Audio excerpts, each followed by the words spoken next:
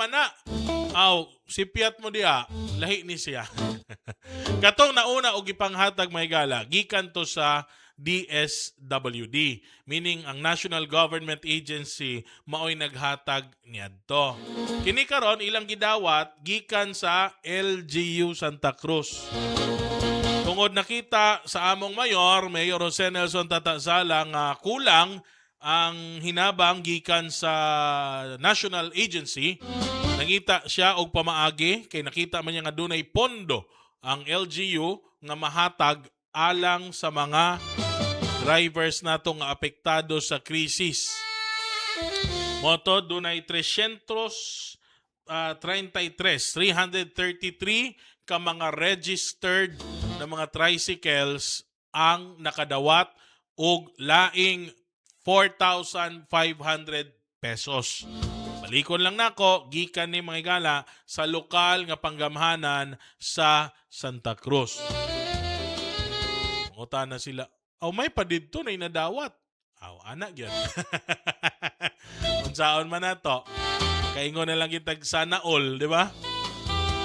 Now, kung ang inyuhang LGU, wala gihapoy lihok, walay tabang, isan usa ka 5 sa mga drivers, mo na hinuktokan ninyo, sakto ba ang among napiling leader? Kay nganong sa Santa Cruz, kaya man. Nganong sa Matanao, dili. Nganong sa Hagonoy, dili. Nganong sa Padada, dili. Nganong sa Sulop, dili. Again, correct me if I'm wrong. Kung doon ay mga ayuda gikan sa inyong LGU, LGU. Lahi tong gidawat ninyo gikan sa DSWD nga 5,000. Apil man pod ning amo mga drivers nakadawat man pod ato ni adtong February, di ba? Karon kining among gihatag karon para sa mga drivers, local funds na ni. Gikan na ni sa panudlanan sa LGU Santa Cruz. Kay una naming nag-announce kaniadto pa nga dunay pondo nga gi-allocate isip tabang sa mga apektado sa krisis. So, moto, unya, makauban nato diri sa atong programa si Ma'am Jenna May Milena, ang OIC sa ato ang Municipal Social Welfare and Development Office, aron mas may isgutan pa kini makuha tag dugang impormasyon.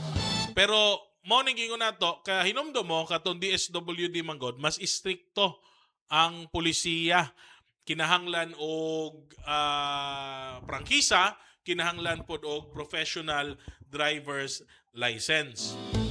Pero nakita ni Mayor Tata Sala ang realidad on the ground na doon naman gay mga drivers nga wala gay professional driver's license. Moto diha nga aspeto medyo nagluag ta sa atong pulisiya, gitugutan na nato nga makakuha sila og hinabang gikan ni sa LGU bisan pag non-professional ang imong lisensya basta dunay prangkisa. Makadawat ka ani nga tabang. Moto gikan sa 200 plus nga giayudahan sa DSWD kaniadto. Karon misaka ni to 333. Kay naapil naman dinhi ang katong mga non-professional driver's license holder sa nakadawat. Again, pondo gikan sa LGU sa munisipyo. Kumusta ang inyuhang mga munisipalidad diha? Kumusta ang inyuhang mga mayor diha? Doon na nabay gitunol nga hinabang sa mga apektado nato ng mga residente sa uban nga mga munisipalidad, Magsaysay, Matanao, Hagonoy, Padada, Kiblawan, asa pa, Sulop. Naabay gitunol man lang ang atong LGU bisan 5 ka kilong bugas gikan sa personal nga pondo sa LGU. Kung wala, ato siguro silang kumustahon. Diba? Wa ba sila ipagpanumbaling? Kini mga igala, dili lang mga tricycle drivers ang among nahatagan sa LGU Santa Cruz. Nahuman na pod nato og distribute sa MSWD, nahuman na nilang distribute ang almost 3,000 ka mga food packs. Dunay kape, bogas, noodles, canned goods para sa almost 3,000 ka mga households sa 18 ka barangay sa Santa Cruz. gikan gihapon sa pondo sa lokal nga panggamhanan. Dili ni gikan sa probinsya, dili ni gikan sa national government, apan gikan ni sa sariling pondo sa LGU. Sa mga naapektahan pod nga mga fisher folks, motorized bangka operators nato, atangi po ninyo ang padayon nga payouts alang sa mga apektado nga mananagat sa Santa Cruz. Kay dunay payout pod nga nakaschedule. Nahuman na ang Inawayan ug Darong gagahapon. Ugmang adlaw petsa 4 sa Astorga Gym dunay i-payout na mga motorized bangka drivers and operators sa Astorga Gym. Diya magtapok ang mga taga Astorga o taga Coronon. Sa petsa 5 sa Hunyo, ang taga Zone 1, Zone 2, Zone 3, Zone 4 pod, dinha sila sa multipurpose hall sa Santa Cruz magtapok alang sa payout sa cash assistance para pod ni dito sa mga mananagat. June 6 pod sa Bato Gym, diha magtapok ang mga taga Bato o taga barangay, taga Buli na mga mananagat alang sa ilahang payout. June 6 gihapon, pagkahapon sa Tuban Bliss Gym diha sa Barangay Tuban. Ang mga taga Barangay Tuban, 102 sila kabuok diha sa Tuban Bliss Gym magtapok alang sa payout para sa financial assistance sa mga mananagat. Kini nga mga pondo ato lang balikon gikan ni sa lokal nga panggamhanan sa Santa Cruz, dili ni gikan sa national agency, dili po ni gikan sa probinsya labi na. Kay kini gikan lang sa panudlanan sa Santa Cruz, and gipakita lang nato nga kung seryoso ang inyuhang mayor, kung dunay political will, dunay kasing-kasing nga motabang, kaya mangyod. Doon na magipamaagi, doon ay pondo nga mahatag para sa mga nagkalisod nato na mga katawhan.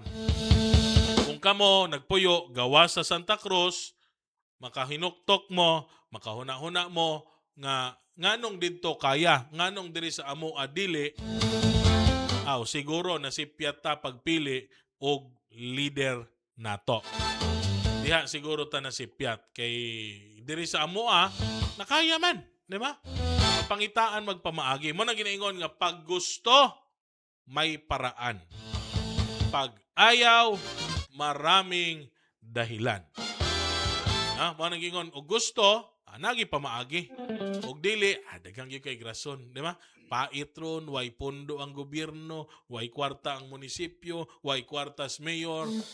Pero nga naman lagi sa Santa Cruz, kaya man. Ingo lang ta sana all na lang ta diri sa Santa Cruz. Isa nun sa paninyo pagpangdaot, pagpangminus-minus, pagpakatag og black propaganda against Mayor Tata Sala, it doesn't deny the fact na kini nga mayor mihatag panahon sa krisis ug tabang ayuda sa iyang mga ginsakpan. Kamo nga gapang-akusar unsa ang inyong nahimo sa inyong isig katao o sa inyong mga ginsakpan kung kamo mga opisyal sa gobyerno. Gipahambog sa ato ang provincial government led by Governor Yvonne Ronya Cagas katong Monday nga convocation nga niabot na ang bugas nga inyong gipangita. Katong 77 million nga bugas nga inyong gipangita ning abot na. Dapat lang. Di ba? Dapat lang. Dugay na dapat na niabot, madam. Kay kanus pa ninyo gidawat na gikan sa Malacañang. Taod-taod na ninyong gidawat ang maong pondo gikan sa Malacañang. Nganong karon lang na niabot. And palihog lang, unta, nga dili ninyo na ipahambog as if nga inyuhang kwarta na. Una, dili na ninyo personal na kwarta. Ikaduha, di po na kwarta sa probinsya. Angay na ito masabtan mga higala, kanang bugas nga inyong dawaton nga tag 10 kilos, gikan sa provincial government, sila may mag-apod-apod ana, dili na gikan sa ilaha. Gikan na sa national government. Gikan na sa Office of the President. Kanang tag 10 kilos na bugas. Gidawat na ni Governor Yvonne Cagas mismos Malacañang, wala pay krisis. Wala pay gira sa Iran ug Amerika. Naato lang ka nagkagira, nagka-krisis, unta o gitrabaho na, dugay nang naapod-apod ang maong bugas. Pero sa unsa mang rason nga wa ta kabalo, nganong nalangan. Matay, pero hunahunaon nato. O tinarong lang ato una ha. Ayaw lang ninyo puliso ni mga supporters kay mo mga taki dayon. Paminaw sa mo. O hunahunaon di ay hinuktukin ninyo ha.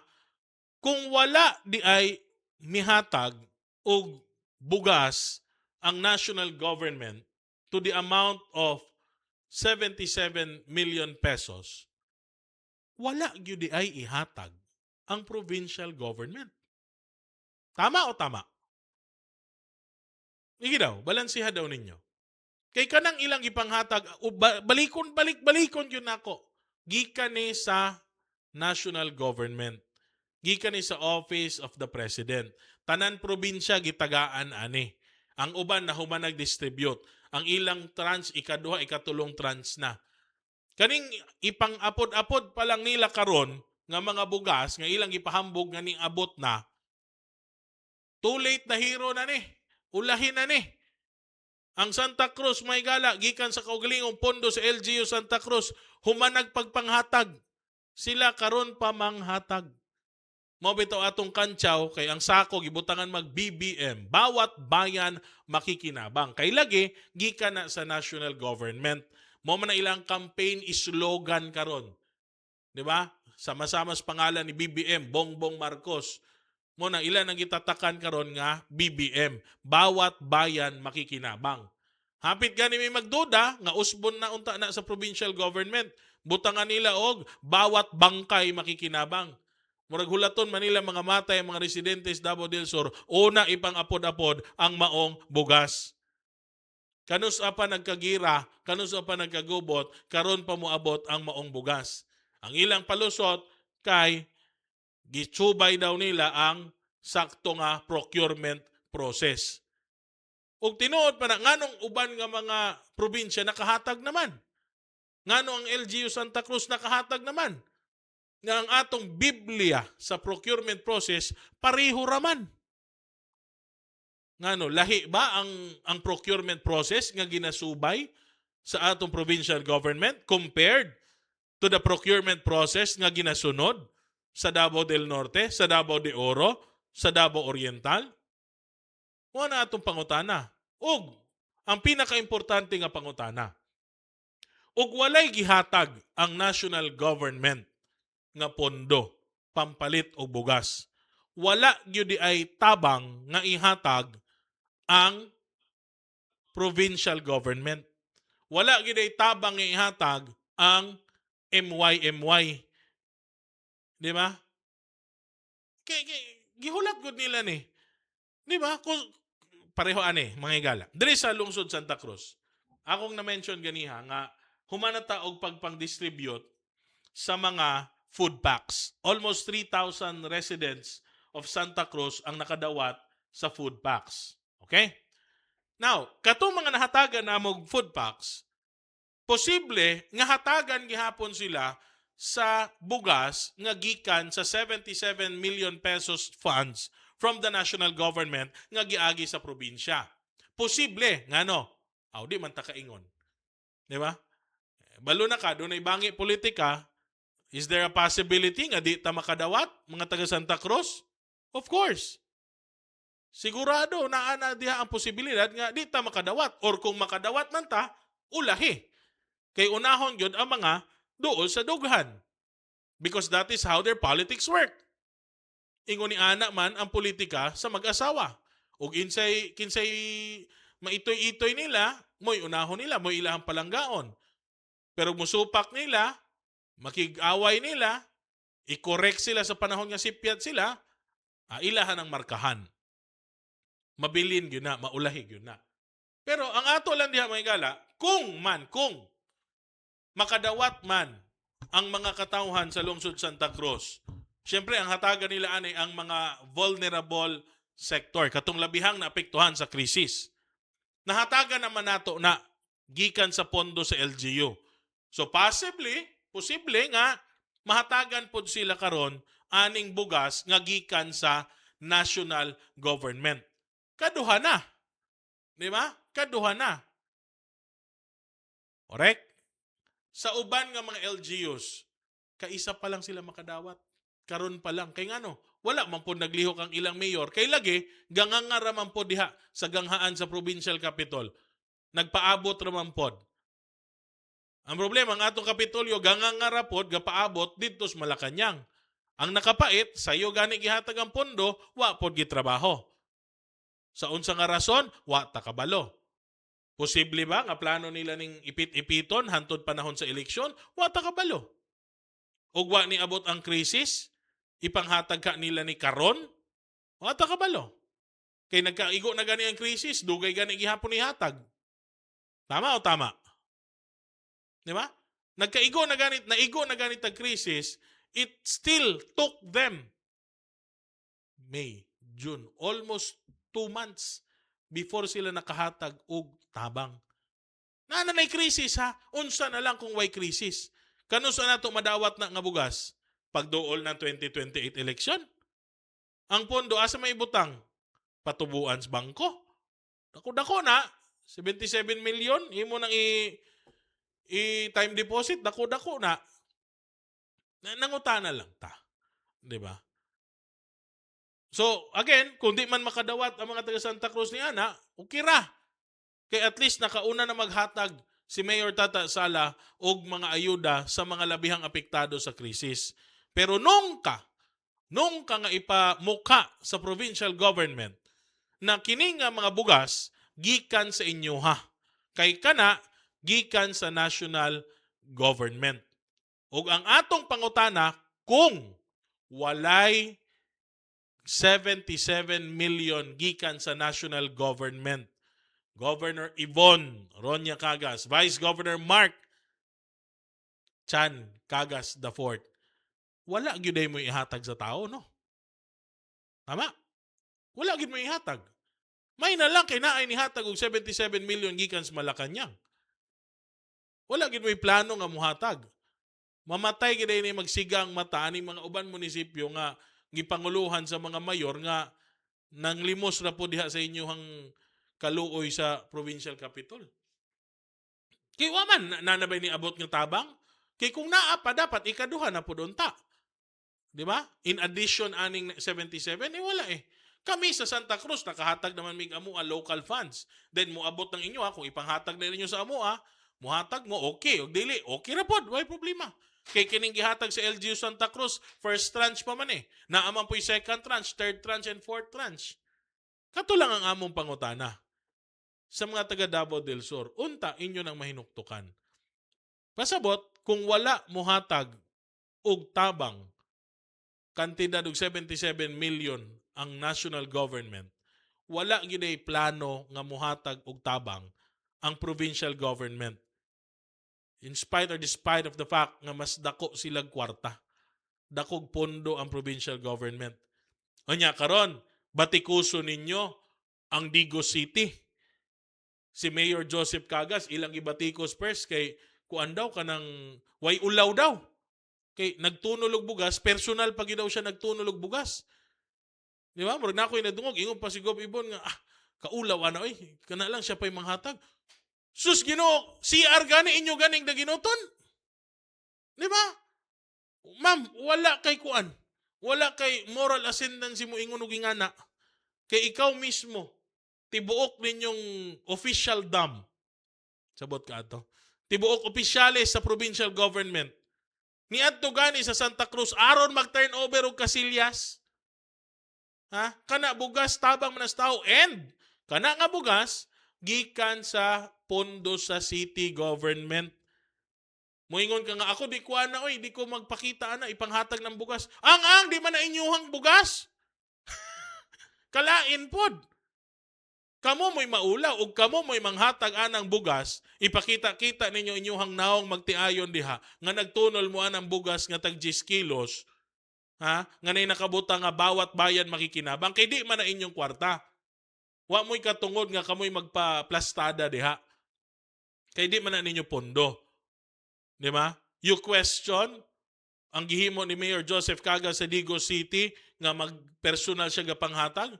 Pwede man. Kay pondo man na sa city. Ang iyahang gigamit. Pagpakita lang that the city government is working. That the city government is here to help, to reach out, to give assistance. Kamu, di mo makaingon ana. Kaya di man na ninyo pondo. Unsa man yung gipunduhan? Kasilyas, kato inyong gi-turnover. Okay to. Di ba? Pero sa pag-issue-issue daginot, mas ngilad. Mas makauuwaw tanawon ang inyong gihimo, Madam Governor. Nga tibuok probinsya naa sa turnover sa Kasilyas, mas makauulaw na siya nga butang. Diba? Unta, di mo mga suko, manginoktok lang mo, nauna ko ninyo, balansiha lang ko ninyo. Diba? Kung ingana man ang politics niya sa Digos, tama man po, kailangan man ang pondo. Pagpakita nga, gikan sa pondo sa Digos City, hatag namo sa mga tao. Para dili ang kunon. Makita gyud nga si mayor ng hatag kay pundo man na sa syudad. Diri sa amo, di maningana si Mayor Tata Sala. Gipasagdan man niya mga MSWD kamo nay distribute ana. Di kinahanglan nga makit-an ko nila. And that is their politics. Kamo diya sa probinsya, wala gyud mo'y katungod nga magpakita ana sa distribution anang bugas nga tag 10 kilos. Kay gikan man na sa national government. Nya kamoy magtunol-tunol as if inyo ipaangkon nga naa nami. Kami ang mga superman, mga superhero nga muluwas sa kagutom sa mga taga Davao del Sur. Pila na ang namatay, ma'am, panahon sa krisis, gapaabot sa gutom. Tungod karon lang na ninyo gipang apod-apod. Ngano ninyo na karon lang gipanghatag, wata kabalo. Kamuray na sayod sa tubag. Alauna 26 sa atong oras, standby magpainomdom sa ta. Sa atong pagbalik, nagapatag issue to Andre sa atong panaguman-uban, serbisyo publiko sa 96.7 News Radio. Diabetes, sakit sa puso, kidney problem. Iilan lamang ito sa mga